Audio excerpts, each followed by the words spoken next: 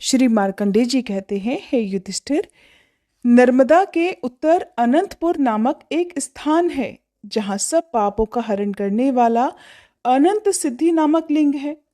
उस अनंतपुर में ही वैश्रवण तीर्थ, कौबेर तीर्थ, घनद तीर्थ, मणिभद्र तीर्थ और यज्ञ तीर्थ हैं, जो परम पवित्र, सर्वलोक प्रसिद्ध, मनोवांछित फल देने वाले और मोक्षदायक हैं।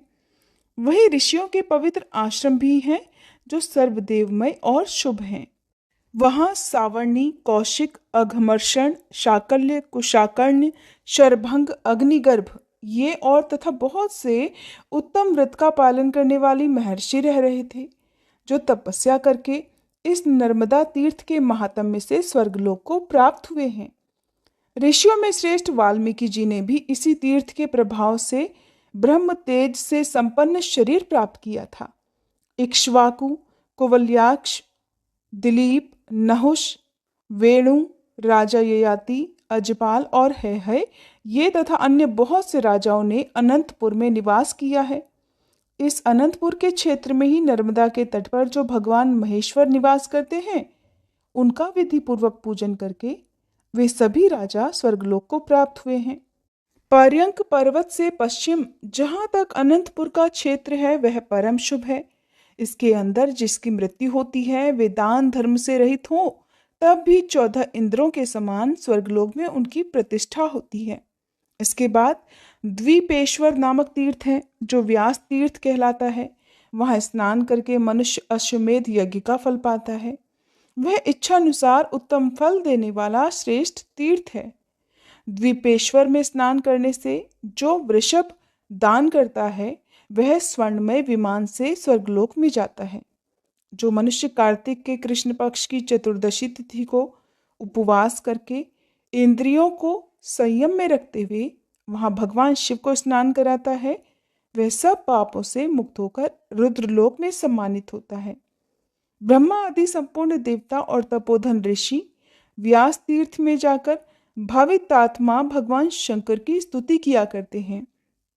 दूसरे जो भी सिद्ध, गंधर्व, किन्नर और नाग आदि हैं, वे नाना प्रकार के स्तोत्रों से भगवान शंकर की स्तुति करते हुए कहते हैं कि जिनके हाथ में शक्ति है, जिनके समान शक्तिशाली वीर दूसरा कोई नहीं है, वे समस्त देवताओं द्वारा आराधित और पूजित सुरश्रेष्ठ भगवान भूतनाथ, जिसको चाहे ऊंचा उठा सकते हैं और जिसे चाहे अवनति में डाल सकते हैं।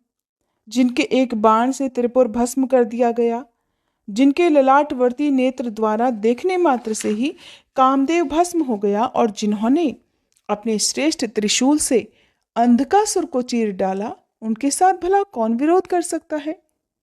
जिन्होंने अपनी जटा के अग्रभाग में जल राशि की उत्ताल तरंगों से संयुक्त गंगा जी को धारण कर रखा है, जिनके विंद के अंगुष्ठ का जरा सा दबाव पाकर लंकापति रावण भी मूर्छित होकर गिर पड़ा था, जिन्होंने समस्त देवताओं और असुरों के सामने दक्ष के यज्ञ का क्षण भर में ही विध्वंस कर डाला था, जिनके लिंग में विग्रह के पूजन से मनुष्य मनोवांछित फल प्राप्त कर लेते हैं, उन भगवान शंकर के समान या उनसे बढ़कर दूसरा भला कौन देवता है, जो विधि विधान से महादेव जी की आराधना करके यस्यास्ति शक्ति इत्यादि स्तोत्र का हर दिन प्रातःकाल प्रयत्न पूर्वक पाठ या स्मरण करता है, वह भगवान शंकर का पार्षद होता है।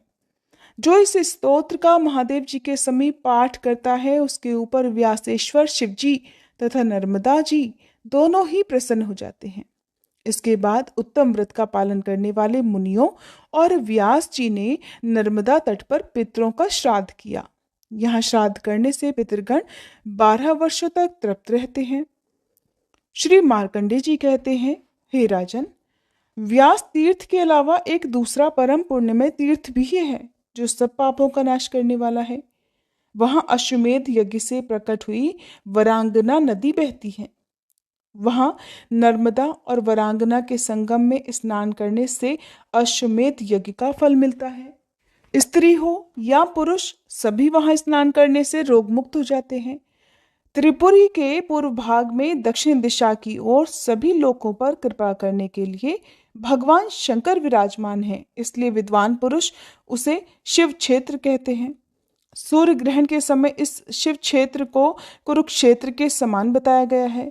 कुरुक्षेत्र में 85 तीर्थ हैं और यहाँ पर भी उतने ही हैं। इस क्षेत्र में देवेश्वर भगवान मधुसूदन भी उत्पालवर्त नाम से निवास करते हैं, जिनके सहस्त्रों मस्तक हैं। भगवान श्री हरि, महादेव जी और तीसरी नर्मदा नदी, ये तीनों इस क्षेत्र के परम आराध्य देवता हैं। राजन, इंद्र आदि देवता भी नर्मदा नदी की महिमा का क्या वर्णन कर सकते हैं? कभी नहीं कर सकते। वहां स्नान करने से मनुष्य का फिर इस संसार में दोबारा जन्म नहीं होता। उक्त स्थान में देवदेव महादेव के पूजन से मनुष्य गणपति पद को प्राप्त होता है। उस तीर्थ में प्रकट हुए शंख चक्र गदाधारी भगवान विष्णु की ब्रह्मा इंद्र आदि देवताओं द्वारा उपासना की जाती है। श्री विष्णु के क्षेत्र में मृत्यु को प्राप्त हुए कीट पतंगे आदि भी हरिधाम को चले जाते हैं। मनुष्य अपने वश में हो या दूसरों के वश में, जो संगम तीर्थ में अपने प्राणों का त्याग करता है वह 10,000 वर्षों तक विद्याधर लोक में राजा हो जाता है। हे युधिष्ठिर, जो यहाँ तिल और जल से पितरों का तर्पण और उन्हें पिंडदान करता है, उसके पितर तृप्त होकर परम गति को प्राप्त होते हैं। एकादशी को निराहार रहकर गंध और पुष्पों से भगवान विष्णु का पूजन करे। रात में जागरण करके दीप जलाए। फिर द्वादशी को पंचगव्य लेकर हविष्यान्न से पारण करे। पारण के पहले ब्राह्मण को भोजन कराकर दक्षिणा दे। जो मनुष्य पवित्र और एकाग्र चित्त होकर उस क्षेत्र में ओम नमो भगवते वासुदेवाय इस द्वादशाक्षर मंत्र का जप करता है, वो फिर गर्भ में नहीं आता और ना उसका कभी जन्म ही होता है। वो अपने अनेक जन्मों के भयंकर पापों को भी उसी प्रकार तत्काल भस्म कर देता है, जैसे आग रुई के ढेर और सूखी लकड़ियों को जला डालती है। राजन, इसके बाद नर्मदा के उत्तर तट पर परम उत्तम कपिला तीर्थ है, जो सब पापों को हरने वाला है। पुरुष हो या स्त्रियां, अगर वे जितेंद्रिय होकर अर्थात अपनी इंद्रियों को वश में करके उस तीर्थ में स्नान करने के बाद देवताओं और पितरों का तर्पण करते हैं तो तीनों ऋणों से मुक्त हो जाते हैं। उस तीर्थ में ब्राह्मणों को भोजन कराकर मनुष्य परम गति को प्राप्त होता है। उसके बाद नर्मदा के उत्तर तट पर त्रिपुरी नाम से विख्यात एक उत्तम तीर्थ है, जो तीनों लोकों में विख्यात है। हे राजन, वहां 1.25 लाख तीर्थों का निवास है। उस तीर्थ में 108 स्वयंभू शिवलिंग विद्यमान है। ये वही स्थान है जहां त्रिशूलधारी देवाधिदेव महादेव ने त्रिपुर को मार गिराया था। यहाँ देवदेव महादेव के नाम से कीर्तन और नर्मदा जी के जल द्वारा उनका स्नान और पूजन करने से ब्रह्महत्या नष्ट हो जाती है। गंध पुष्प धूप दीप तथा वैभव विस्तार से पूजन करने पर जो पुण्य मिलता है, उसकी गणना सहस्त्रों वर्षों में भी नहीं की जा सकती। भगवान शिव के उद्देश्य से जब दान किया जाता है, तब उस दान का पुण्य असंख्य हो जाता है। वे सभी मनुष्य धन्य हैं जो त्रिपुरी में स्नान करने के बाद महादेव जी का दर्शन करते हैं। जो मनुष्य त्रिपुरी में निवास करता है, वह साक्षात कैलाश में निवास पाता है। जो इच्छा से या अनिच्छा से भी त्रिपुरी में अपने प्राणों का त्याग करता है, वह विमान द्वारा महादेव जी के परम धाम में जाकर वहां के दिव्य विभव का उपभोग करता है। वहां देवेश्वर त्रिपुरारी शिव 33 कोटि प्रसिद्ध देवताओं के साथ निवास करते हैं, इसलिए त्रिपुरी क्षेत्र को शिव क्षेत्र कहा गया है। उसकी लंबाई चौड़ाई 2 कोस की है। इस बीच में जिनकी मृत्यु होती है, वे शुभ गति को प्राप्त होते हैं। यहीं पर सब सिद्धियों को देने वाले गोकर्ण महादेव, वटेश्वर, सिद्धलिंग, सुरेश्वर, अनंगेश्वर, वामदेव, कपाल मोचन, ब्रह्मेश्वर, अमरेश्वर, यज्ञेश्वर, अग्निगर्भ, गायत्रलिंग, सावित्रीलिंग तथा रोहिणी तीर्थ आदि हैं। विष्णु, मरीचि, मैत्रेय, विभांडपुत्र, ऋष्यशृंग, तपस्वी शौनक तथा उग्र तपस्वी दुर्वासा आदि 50,000 सिद्ध त्रिपुरी में निवास करते हैं। इस पुरी की स्तुति तो सहस्त्रों वर्षों में भी नहीं की जा सकती। जिसमें कपिल मुनि का अवतार हुआ था, वह काल संज्ञक स्वयंभू मनवंतर प्राप्त होने पर अयोध्यापुरी में महायशस्वी मनु नामक एक चक्रवर्ती राजा हुए थे। उनका जन्म सूर्यवंश में हुआ था। उन्होंने भगवान शंकर और श्री विष्णु की आराधना करके अयोध्यापुरी को प्राप्त किया था। जैसे कुबेर की अलकापुरी विख्यात है और जिस प्रकार देवराज इंद्र की अमरावती पुरी बड़ी मनोहर है, अयोध्या भी वैसे ही बड़ी शोभा संपन्न थी। वहां रहकर महाराज मनु 7 द्वीप, 9 खंड तथा पर्वत, वन और काननों सहित समस्त पृथ्वी का पालन किया करते थे। एक दिन पूर्णिमा को एक पहर रात बीत जाने के बाद राजा के कानों में आकाश में विचरने वाले विमानों की घंटियों का शब्द सुनाई पड़ा। उनमें संगीत और वाद्य की ध्वनि भी हो रही थी। ये देखकर और सुनकर राजा को बड़ी हैरानी हुई। वे सोचने लगे कि ये विमान किसके हैं जो मेरे ही भवन के ऊपर खड़े हुए हैं, और ये कितना साहस भरा काम है, ऐसा भला कौन कर सकता है। इस प्रकार सोच विचार में पड़े हुए राजा की वह रात बीत गई। सूर्योदय होने पर नित्य कर्म का अनुष्ठान पूरा करके राजर्षि मनु ने वशिष्ठ मुनि से कहा कि महामुने, ये मेरे महल के ऊपर किसके विमान है, और ये किस कर्म के फल से या किस किस दान और नियम के पालन से प्राप्त होते हैं। क्षत्रिय वंश में उत्पन्न होकर जो पृथ्वी का शासन करता है, वह यज्ञों का अनुष्ठान करके माता और पिता के कुल को स्वर्गलोक में पहुंचाता है। वास्तव में तो उसी राजा का जन्म लेना सार्थक है जिसके शासन में इस भूमंडल पर किसी प्रकार का कोई पाप कर्म नहीं हो पाता। दूसरे लोग तो केवल माता पिता को क्लेश देने के लिए, दुख देने के लिए ही उनके पुत्र रूप से जन्म ग्रहण करते हैं। राजा मनु के ऐसा कहने पर वशिष्ठ जी कहने लगे, महाभाग, पुराण और वेदों से बाहर जो कर्म किया जाता है उसकी साधु पुरुष कभी प्रशंसा नहीं करते, क्योंकि उसके द्वारा धर्म की हानि होती है। नर्मदा के तट पर त्रिपुरी नाम से विख्यात एक तीर्थ है। वहां जिन लोगों ने यज्ञदान और होम आदि सत्कर्म किए हैं, उन्हीं के विमान महल के ऊपर खड़े हुए थे। महाराज, एकमात्र नर्मदा देवी ही ऐसी हैं जिन्होंने समस्त पापियों और दुराचारियों को स्वर्गलोक में पहुंचाया है। संसार समुद्र में डूबे हुए पाप से दूषित मन वाले जीवों को भी स्वर्गलोक में पहुंचाने के लिए ये नर्मदा नदी दिव्य विमान स्वरूप है। महाभाग, श्री ब्रह्मा, विष्णु और महादेव जी को छोड़कर दूसरा कोई भी एक मुख वाला पुरुष नर्मदा नदी के पुण्यों का वर्णन कभी नहीं कर सकता। नर्मदा नदी के तट पर किए गए तप, दान और सत्कर्मों के पुण्य की भी कोई गणना नहीं कर सकता। जम्बू द्वीप में जो जो तीर्थ और समुद्र हैं, उनमें से कोई भी नर्मदा नदी की बराबरी नहीं कर सकते।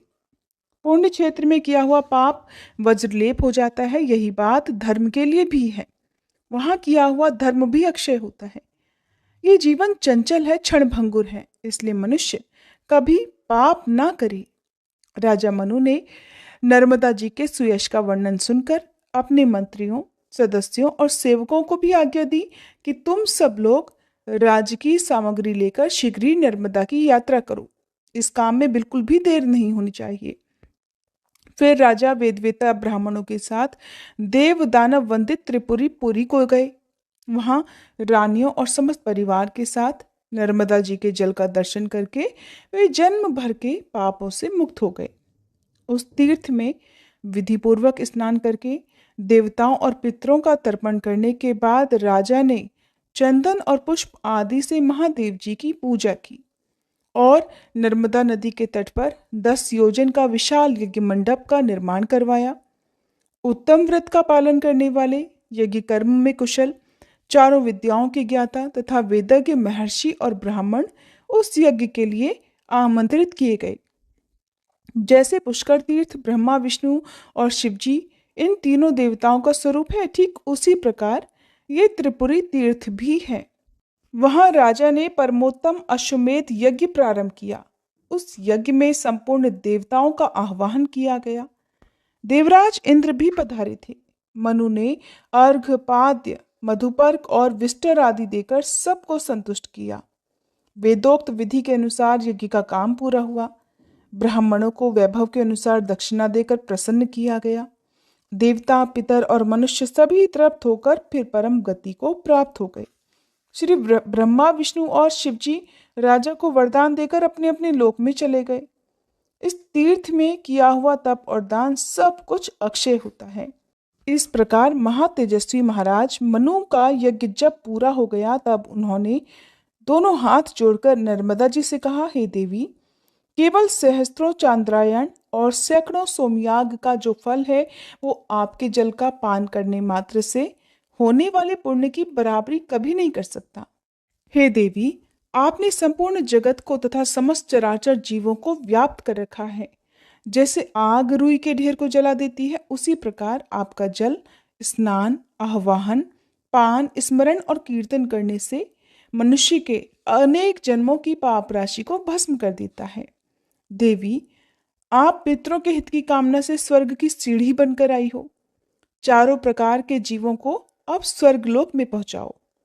हे नर्मदे, लोक में जो कोई भी नदियां और नाना प्रकार के तीर्थ हैं, उन सबकी जननी आप ही हो।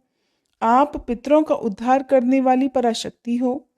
जैसे सूर्य और चंद्रमा का प्रभाव सब जीवों पर एक समान रूप से पड़ता है, जैसे बादल अन्न के पौधों और घासों पर एक समान रूप से जल की वर्षा करते हैं, उसी प्रकार आप संपूर्ण विश्व पर समान रूप से स्नेह रखने वाली गौरवमयी माता हो। हे शुभे, श्री ब्रह्मा और बृहस्पति जी सहस्त्रों वर्षों तक लगे रहने पर भी आपके गुणों का पूरी तरह वर्णन करने में समर्थ नहीं है। अमित तेजस्वी मनु जी के द्वारा किए हुए इस स्तुति को सुनकर परम सौभाग्यशालिनी नर्मदा देवी बोली, महाभाग, मैं तुम पर बहुत प्रसन्न हूँ। तुम कोई मनोवांछित वर मांगो। तब महादेवी नर्मदा जी को नमस्कार करके राजा ने कहा, देवी, आप संपूर्ण जगत को पवित्र करो और अयोध्या प्रदेश में अनेक नदियां प्रकट हो जाएं। देवलोक में गंगा आदि अनेकों सरिताएं बहती हैं, ऐसा सुना गया है। वे सब इस भूलोक में जिस भी प्रकार हो उतर आए, ऐसा उपाय कीजिए। सुनकर नर्मदा जी कहने लगी, राजन, त्रेता युग के प्रथम भाग में तुम्हारे कुल में भगीरथ नाम से विख्यात एक राजा होंगे। वे इस लोक में गंगा जी को लाएंगे। त्रेता के दूसरे भाग में इस भारतवर्ष के भीतर कालिंदी, सरस्वती, सरयू तथा महाभागा, गंडकी आदि नदियां भी प्रकट हो जाएंगी। तुम्हारे वंश में उत्पन्न भगीरथ के ही नाम पर सरिताओं में श्रेष्ठ गंगा जी भागीरथी कहलाएंगी। भागीरथी के ही समान उनका दूसरा नाम जाह्नवी भी होगा। ये सारी नदियां कन्या द्वीप में प्रसिद्धि को प्राप्त होंगी। जय भोलेनाथ। आज के अध्याय में बस इतना ही। इसके आगे की कथा आप सभी आने वाले अध्याय में जरूर सुनिएगा।